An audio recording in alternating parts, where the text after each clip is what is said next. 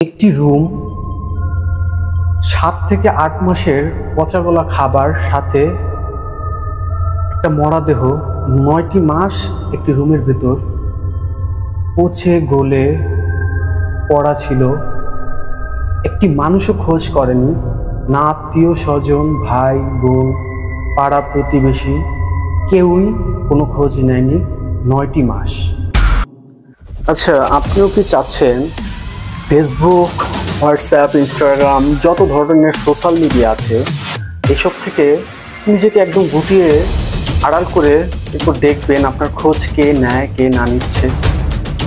ভুল, কেউ আপনার খোঁজ নেবে না।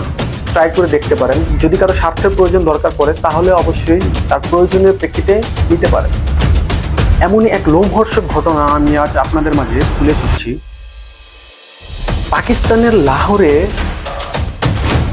একজন জনপ্রিয় অভিনেত্রী মডেল, তিনি তার একটি রুমের মধ্যে মারা গিয়েছে এবং 9 মাস তার কেউ খোঁজ নেয়নি।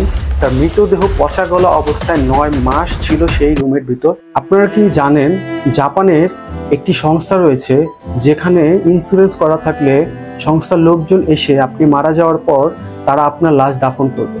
কারণ জাপানে প্রায় এই রকম ঘটনা শোনা যায়, কারণ জাপানে হচ্ছে সকলেই আত্মনির্ভরশীল, নিজেরা কর্ম করে যে কোনো বয়সে। এমনও দেখা যায় বেশিরভাগ ক্ষেত্রে বৃদ্ধ মানুষ কাজকর্ম করে খায়, একা রুমে থাকে এবং সে রুমে একাই মারা গিয়েছে, কেউ জানে না। তো যখন পচে গলে দুর্গন্ধ বের হয় তখন প্রতিবেশী এই সংস্থার লোককে খবর দিলে এসে তারা দাফনের ব্যবস্থা করে। তারা কিন্তু এই বাস্তবতাটা আরো বহুত আগে থেকেই নিজেদের মধ্যে মানিয়ে নিয়েছে। এই হুমায়রা আজগর আলীর ঘটনা থেকে আমরা কি শিক্ষা পেলাম? দুনিয়ার বর্তমানে এই সোশ্যাল মিডিয়ার যুগে এটাই হচ্ছে কঠিনতম বাস্তবতা। কেউ কারোর জন্য আমরা থেমে থাকি না, সবাই আপন গতিতে চলি।